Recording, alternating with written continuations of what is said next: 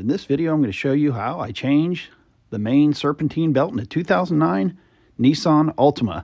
You can see it's really tight. It's down in here, and you can see a little bit of it over here and how it wraps around all the different components of the engine. But the best way that I found to replace this belt is to jack the front end up and remove the front right passenger side wheel. A little safety note here, you will want to block the rear wheels to keep the vehicle from rolling when it's up on the jack. Okay, once I get the wheel removed, you can see there's a splash cover or engine guard that's held in by little clips. And to remove those, just grab a small screwdriver and pull the center out. And you can see it's spring loaded here, and this slides in and out. So pull the center out, and then it'll slide right out. And there are a few of them around the perimeter of this cover. All of them come out the same way. Save those off to the side for replacement later once we get this belt done. Okay, I've got all the clips out. Take the cover off and you can see the belt.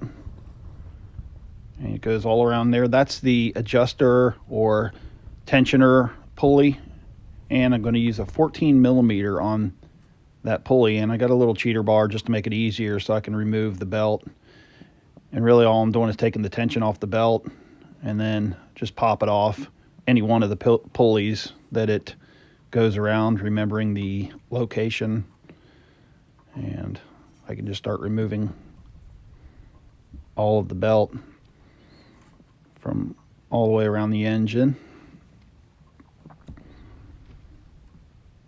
And once I get the belt off, I can let go of the tension on the tensioner.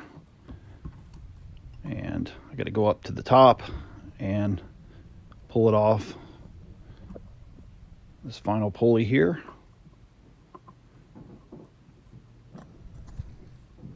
And then I can pull it all the way down through the bottom. Now we have the old belt off. I've got my new one ready to go, but let's take a look at the difference between the two. This is my old belt, and here's the new one. So that's what it looks like, nice and smooth, no cracks, no splits. The old one was starting to squeak, and it was about time. So you can see the difference.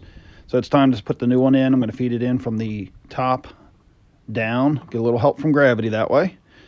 Feed that down, and I'll hook it on the top pulley to start out, kind of reverse of the way it came out.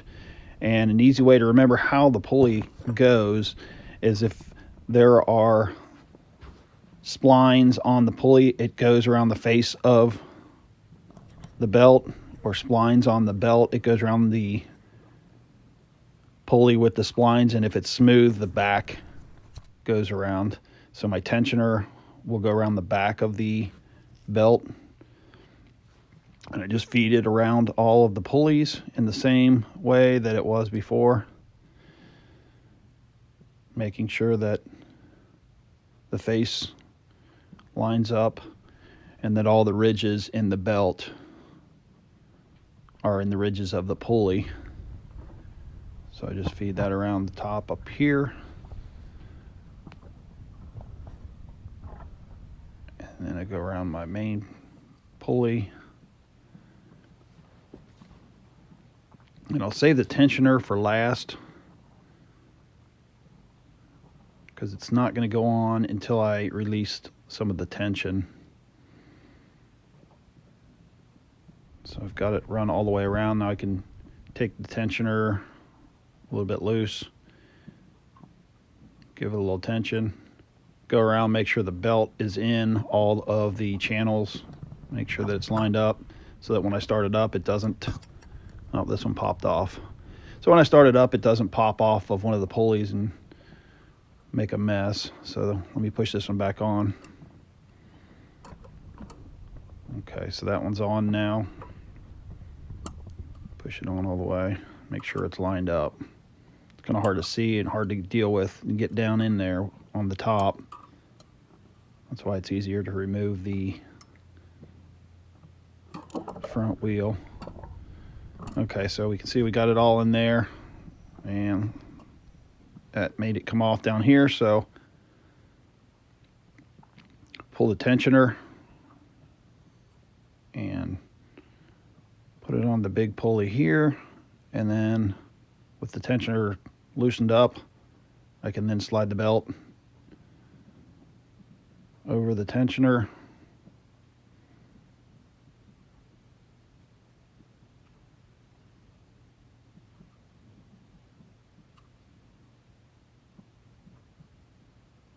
Make sure everything's in line. I don't want the pulley halfway on the belt, or the belt halfway on the pulley. I want to make sure that it is all the way on the pulley. So now I've got it all the way on, and I'm going to double check that everything's where it should be on each pulley. And then I'll go back up top and check that once again. Everything looks good.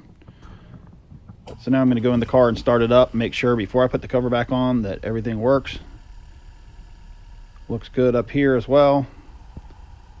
Everything's running fine, no squeaks. So I can put my cover back on. Now to put the cover back on, simply line up the holes, and then those clips that I removed earlier in the video are easy. You just pull them apart, push the outer part in the hole. Once it's in the hole, then you just push the center part in, and it spreads out behind the hole to put it back in place. Go around and do that for all of the holes. Just push it in.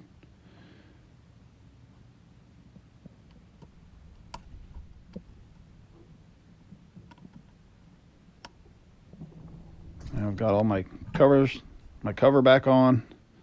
Replace the wheel, and the valve stem needs to be lined up on the wheel cover. And I'll start the lug nuts by hand to make sure they're not cross-threaded in any way.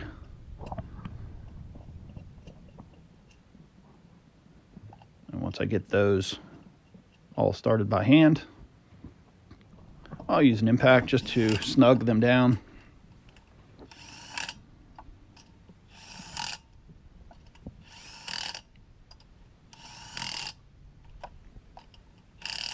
Going in a star pattern.